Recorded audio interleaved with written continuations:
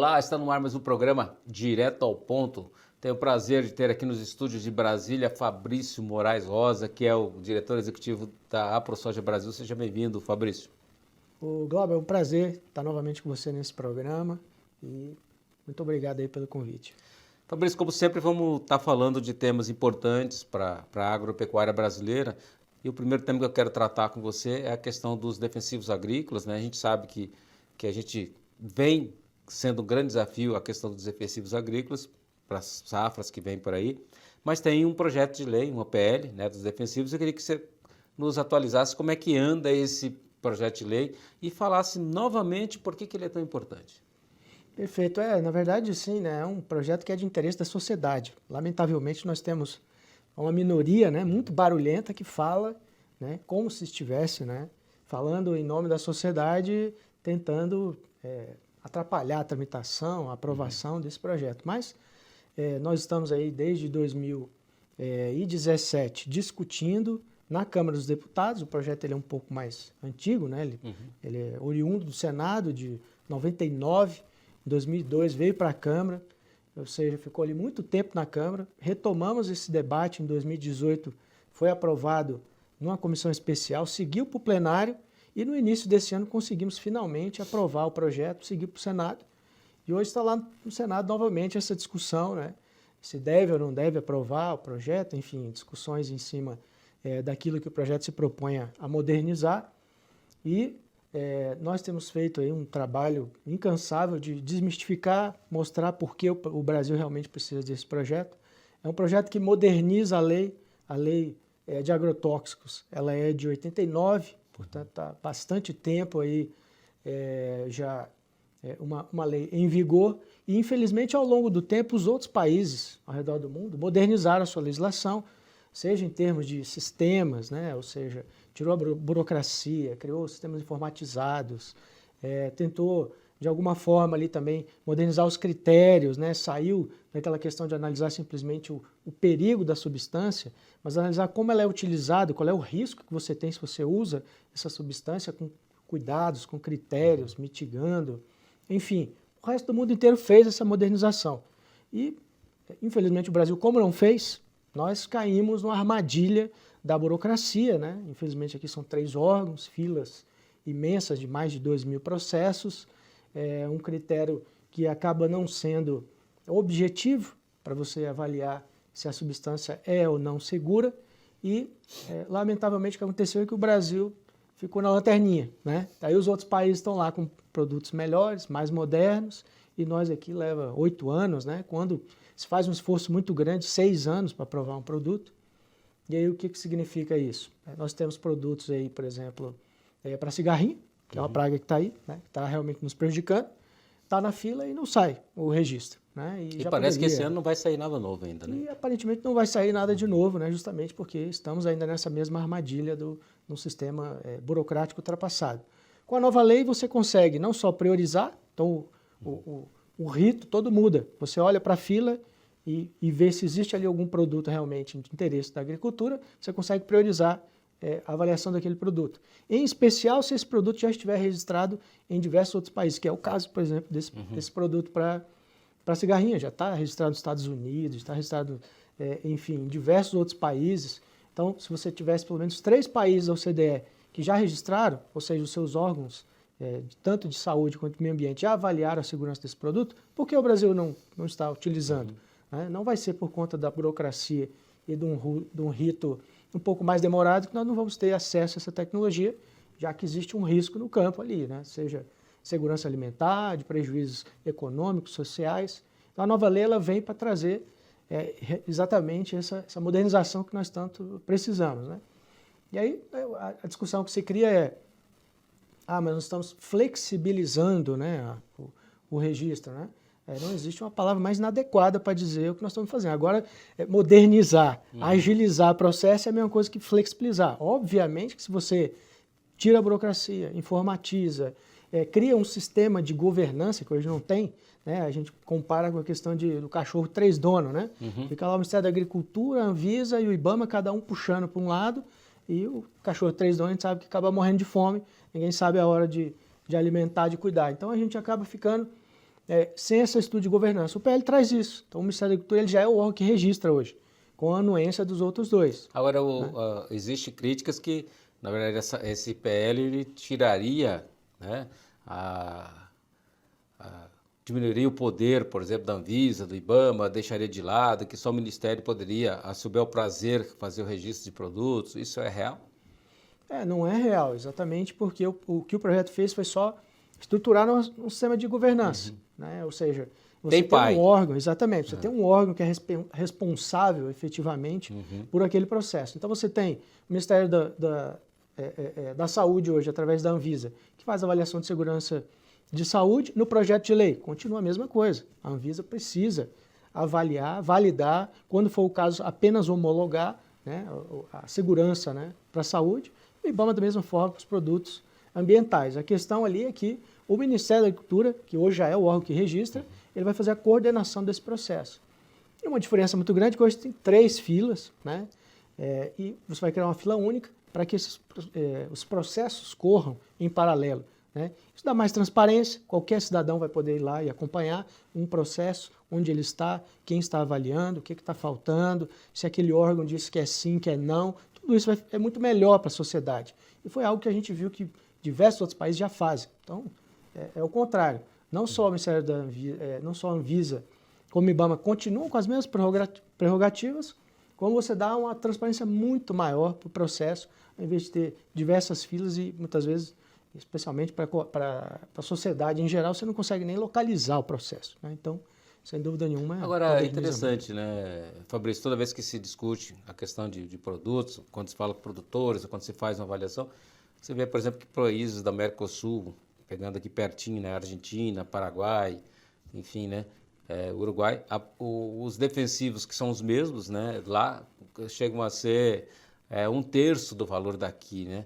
E aí, por mais que se fala, poxa, mas no Brasil tem muito custo, tem tudo, né? Tem um alto custo, mas mesmo assim, 1/3 é muita diferença, né? Como é que vocês têm olhado isso? Existe sempre uma discussão de que o Mercosul deveria funcionar melhor nesse sentido, né? Que os produtores brasileiros pudessem ter acesso realmente a esses produtos que estão sendo oferecidos nos nossos países vizinhos aqui, especialmente porque muitos deles são até nossos competidores. O produto é exatamente o mesmo produto está sendo oferecido no Brasil, está sendo oferecido lá, com o diferencial do preço, que foi o que você destacou. E aí a nossa discussão ela evolui para um outro momento, que é não só garantir esse acesso, que é algo que a gente tem tentado realmente, existem algumas limitações do ponto de vista hoje da legislação, porque você precisaria ter um registro desse produto no país para você trazê-lo.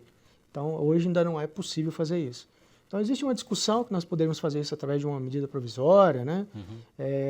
Evidentemente que a indústria reagiu mal, né?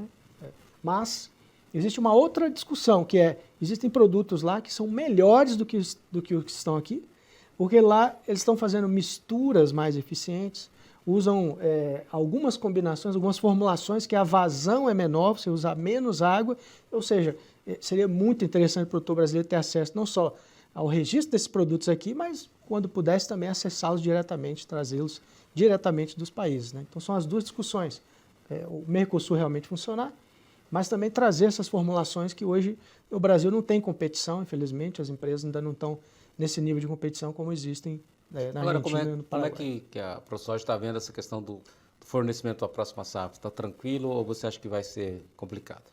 Olha, essa é uma questão que a gente nunca conseguiu ter de forma transparente, até porque no ano passado foram feitas dezenas de reuniões com a indústria, com revendas, fornecedores, fontes, e no primeiro momento se disse que não teria problema nenhum, e depois começou a chover cartas, né, de empresas, revendas, dizendo que não tinha o produto, que estava faltando o produto, ou que o produto iria faltar. Foi o caso no caso do Diquat, né, nós tivemos aquele prejuízo gigante que foi o banimento do Paraquat.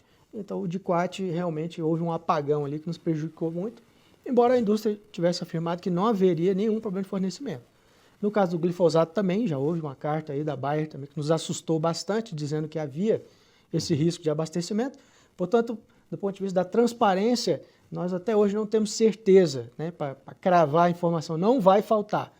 Mas ao falar com fornecedores e indústria de maneira geral, a palavra que se ouve é que eles se prepararam, estão mais preparados, fizeram estoques, trouxeram os produtos. Então, nesse momento, voltamos para o ponto do ano passado. Em princípio, não haverá falta de produto, vamos descobrir mais para frente.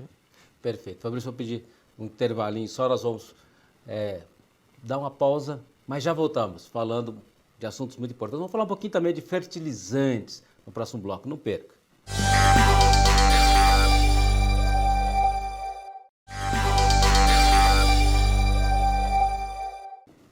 De volta direto ao ponto, falando com Fabrício Moraes Rosa, o filho do Benedito Rosa, né, que está aqui com a gente. Né, não é saudoso, né, saudoso do Ministério, né, mas um baita companheiro nosso aí, inclusive até que sempre estava aparecendo aqui no Canal Rural. Saudade do Benedito aí, para falar do leite e outras coisas mais, a experiência dele. Fabrício, vamos falar também um pouquinho sobre a questão dos fertilizantes. A gente viu que a ProSoja Brasil fez algumas denúncias, né? A ProSoja Mato Grosso também, a gente viu algumas colocações, né? Postagens do presidente Fernando Cadori, no caso da ProSoja Mato Grosso, sobre essa questão do lucro exorbitante das empresas, como a gente observa agora do lucro da Petrobras, né? Quer dizer, poxa, não tem como baixar o negócio, mas a empresa está rachando de ganhar dinheiro e a gente está vendo que em crises, né, com dificuldade, com pandemia, com crise da Rússia, tem nego que está rachando de ganhar dinheiro. Como é o caso dos fertilizantes. A gente vê o lucro das empresas um absurdo, né? Denunciado, e a ProSoja Brasil, inclusive, entrou com algumas coisas. Eu queria que você falasse um pouquinho do que a ProSoja Brasil está pensando com essa relação dos fertilizantes. A primeira, sem dúvida nenhuma, questão que a gente levanta é que o preço subiu muito mais do que proporcionalmente aos choques que nós vimos aí, seja de questão geopolítica, né? Seja de fornecimento. E quando você compara com outros países também, a gente nota que não existe uma explicação, né, coerente, né, com o preço que hoje é pago pelo produtor brasileiro comparado com o que outros produtores, né, canadenses, americanos estão pagando, e mesmo com relação à própria matéria-prima. Então, a própria matéria-prima, como tem chegado no Brasil, ela... tudo bem, você pode falar que existe um choque de câmbio, existe um choque as questões também relativas ao frete marítimo, né? A ausência da China, muitas vezes, como um player importante no mercado de fertilizantes, mas a gente nota que no Brasil a coisa parece que demora mais para baixar, né? Então, a gente vê que em outros países já caiu muito mais do que proporcionalmente que o Brasil, e, infelizmente, nós vemos aí o produtor com uma margem boa, importante, ou seja, subiu bastante o preço da soja, mas os custos de produção estão comendo essa margem. Então, isso acendeu a luz amarela, hoje já está praticamente vermelha, alguns produtores já não vendo muito como custear uma próxima safra diante de impactos que tiverem severos aí com seca, e vão ter que custear com o maior custo da história, mesmo com soja de, sei lá, 200. E né? o crescimento foi em dólar, né, Fabrício? Porque tem Foi em coisa dólar. que custava $300, está $1.000. Exatamente. Tem sentido, né? Exatamente. Então, isso nos provocou, nós já contratamos uma consultoria para fazer um estudo mais profundo, justamente para fazer esse fatiamento do custo na origem até o destino Brasil, e fazer um benchmark também aí com os outros países, aí, seja aqui no Mercosul, seja também nossos principais competidores, aí, Estados Unidos, enfim, outros países que realmente são grandes usuários de fertilizantes, para a gente ter noção realmente e apontar de forma mais precisa que isso está acontecendo, né? O parlamento tem sido um parceiro, né? O deputado Sérgio Souza aí tem se empenhado em ajudar os produtores, está vendo a região dele produtora também, Paraná, aquele estado fantástico na produção de grãos, está vendo o sofrimento dos produtores e também está se movimentando junto com outros parlamentares da FBA, aprovaram um projeto de fiscalização e controle, aonde será feita também essa investigação. Então, nossa parte da ProSoja Brasil vai ser, dentro do possível, levantar esses dados técnicos para demonstrar, né, o que está acontecendo, trazer luz, né, transparência ao mercado. Nenhuma empresa, o objetivo nós somos uma economia aberta, né? Todo mundo tem o direito de Claro. ter lucro. Não dá para ter um super lucro em detrimento da segurança alimentar de um país, né?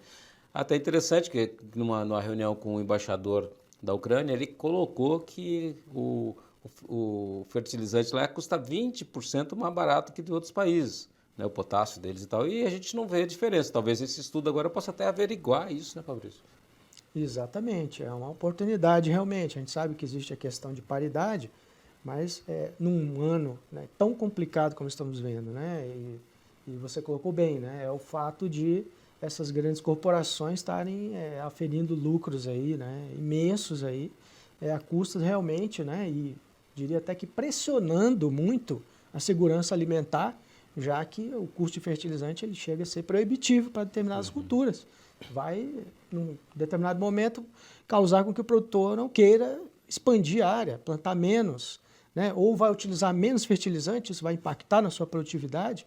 Então é um flerte ruim, né? Danoso, né? Para a humanidade, né? Para a sociedade, enquanto uma empresa está ganhando muito dinheiro, está prejudicando uma grande massa de assalariados aí que vão ter, no segundo momento, um prejuízo muito grande se você tiver pressões inflacionárias. Então, isso aí realmente é algo que nos Virou uma preocupa. loucura, né, Fabrício? Você vê hoje a concentração é tamanho, né, em alguns setores, né, que virou uma loucura. Você, se correr o bicho pega, se ficar o bicho come, né? Então fica um absurdo. Você tem aí uma meia dúzia de empresas fornecendo fertilizante, né? É complicado isso, o produtor fica tudo à mercê.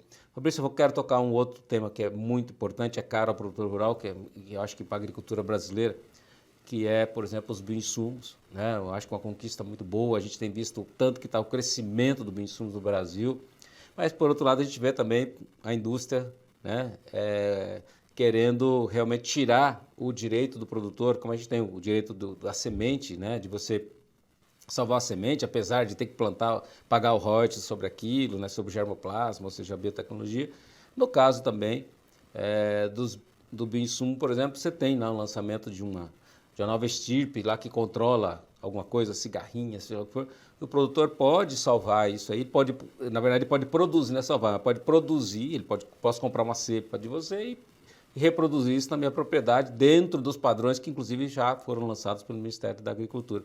Mas, a todo momento, a gente vê que parece que estão querendo cercear isso. Como é que você está vendo essa conversa, todo esse debate, inclusive, que você participa, da questão dos bioinsumos?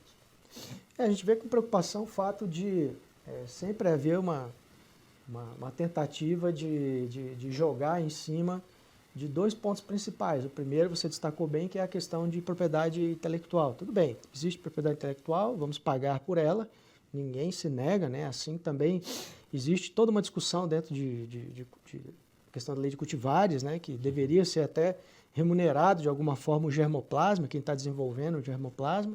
Ainda não conseguimos fechar uma fórmula, né, para garantir isso, mas de maneira geral os produtores concordam com essa lógica. O ponto dos bioinsumos é diferente. O ponto do bioinsumo é que você vai pegar uma cepa que existe na natureza e que foi desenvolvida, isolada, né? Esse produtor vai pegar essa cepa, comprar e vai poder multiplicar ela com farm, né? Ele vai ter lá o seu equipamento, vai ter lá os seus substratos e vai multiplicar isso e vai utilizar. Ele vai fazer o acesso daquela cepa, vai pagar quem desenvolveu. Quando ele precisar de novo, ele compra de novo. Então, essa lógica de compra de cepa, para nós faz muito sentido, né? Nós não estamos falando de momento nenhum de pirataria de produto, de multiplicação para comercialização, de forma alguma. E também primamos, né, que é o segundo ponto, pela qualidade, pelo controle, ou seja, o produtor vai utilizar materiais que ele sabe a origem, ele vai ter ali as boas práticas que ele vai seguir, e dentro dessa lógica, infelizmente, o que tem sido trabalhado é que existe algum risco de contaminação, que existe algum risco de envenenamento, né, com essa produção on-farm desses produtos. E, lamentavelmente, nós sabemos muito bem que os micro-organismos que são feitos, né, essa multiplicação, não existe risco nenhum de que isso venha a acontecer. O máximo que vai acontecer é um produtor multiplicar de maneira errada, vai perder aquela produção, ou a eficiência que ele vai ter no controle, né, utilizando esse micro-organismo, vai ser baixa. Quer dizer que o inoculante que a gente sempre usou, pegou, inclusive não tinha problema nenhum, agora tem perigo. Então, pois é, exatamente, aí é que está o problema. Então, no momento que a indústria vem e diz isso, ela está dizendo que não existe produção orgânica segura, né? Ou seja, é uma coisa que ela vai ter que decidir. Então, Isso é algo realmente, é um discurso perigoso que a indústria está instalando. A gente entende que existe uma questão de proteção de mercado, já que os pesticidas hoje são um mercado gigante, né? E são insumos necessários, né? Importantíssimos para a segurança alimentar. Agora, o bioinsumo é o futuro da agricultura, eu não posso parar o futuro, eu não posso parar a evolução, né? Então, eles têm que parar de lutar contra o futuro, a evolução, o que é inevitável, e temos que voltar para a mesa e ver de que forma realmente a gente consegue combinar tanto o uso de pesticidas como de biológicos. Se for o caso, a indústria poderia se tornar uma excelente fornecedora também de cepas, de materiais biológicos, né? E, sem dúvida nenhuma, essa parte da propriedade intelectual nós podemos também discutir como atender os anseios da indústria, se for esse mesmo ponto. Agora, se for não usar o biológico, aí não tem como a gente discutir, porque isso aí não vai ter como segurar, né? Do pequeno, do orgânico até o grande produtor, todo mundo vai querer usar e produzir um farm. Com certeza.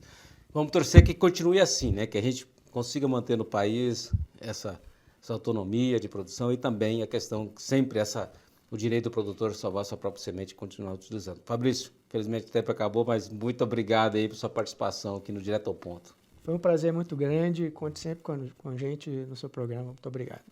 Tá aí, gente, o Direto ao Ponto sempre trazendo informações muito especiais, conhecimento para você que está aí trabalhando, plantando, produzindo na sua propriedade. Você sempre vai estar muito bem informado aqui no Direto ao Ponto. Até o próximo programa. Um abraço.